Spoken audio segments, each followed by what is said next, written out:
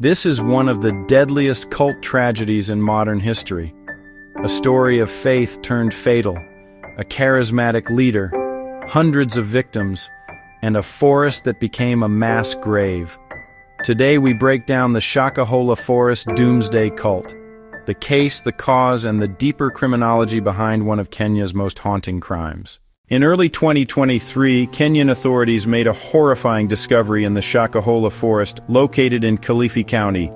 Bodies, dozens of them, buried in shallow graves, then dozens more, and eventually the toll reached into the hundreds. These victims belonged to a cult led by self-proclaimed pastor Paul Mackenzie, leader of the Good News International Church.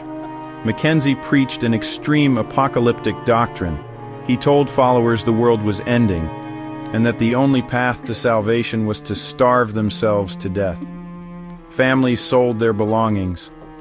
Parents stopped their children from going to school. People left jobs, homes, and entire lives behind, all to move into the Shakahola Forest to await the end of the world. Many victims were children. Some were found bound. Others appeared to have been physically restrained. Survivors told investigators they were forced into fasting camps, isolated from the outside world, and prohibited from seeking medical help. As the death toll climbed, the world watched in shock. The case quickly became not only a criminal investigation, but a national interrogation of religion, power, and government responsibility. To understand how this tragedy happened, we must examine the psychology behind extremist leaders and the vulnerabilities of the people they target. 1. The leader, Paul Mackenzie. Mackenzie presented himself as a prophet, charismatic, convincing, able to blend biblical language with fear, guilt, and promises of divine reward. He used apocalyptic fear, control of information, isolation from families, and strict obedience to achieve total dominance over followers. Many cult leaders are not insane. They are manipulative, confident, and deeply aware of how to break down the identity of their followers. 1. The followers. Why would hundreds of people believe him? Psychologists explain that cult victims often share traits: economic stress, emotional vulnerability, desire for purpose, trauma, or spiritual desperation. When someone feels lost, a leader who offers clarity, even dangerous clarity, becomes magnetic. 1.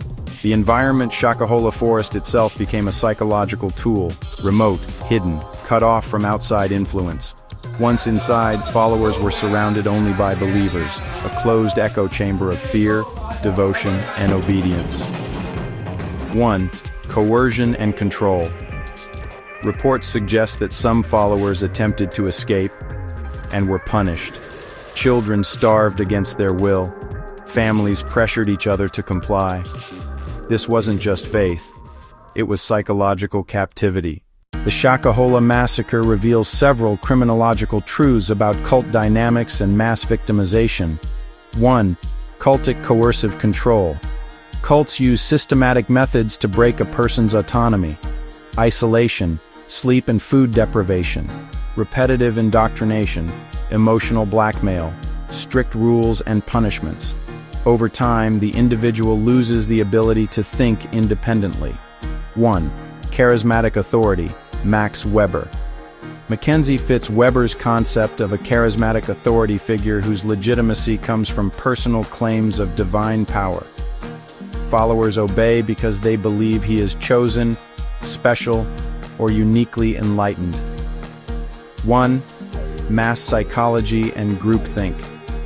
Once inside the group, doubt becomes dangerous. If everyone around you believes, you begin to believe too.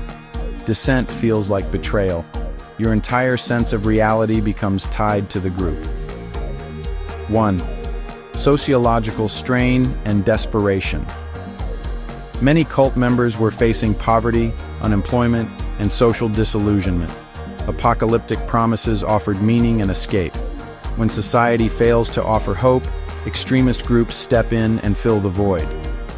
1. state oversight and system failure. The Shakahola case sparked national outrage. How did a cult grow this large without intervention? Why were warnings ignored? Could the deaths have been prevented? These questions continue to fuel public debate. The Shakahola Forest massacre forces us to confront painful truths about vulnerability, power, and belief. How can one man convince hundreds to destroy themselves? And how do societies prevent something like this from happening again? This case is more than a crime. It's a mirror reflecting the cracks in our social fabric. Tell me in the comments, who do you believe bears the most responsibility? The leader, the followers, or the system that failed to stop it?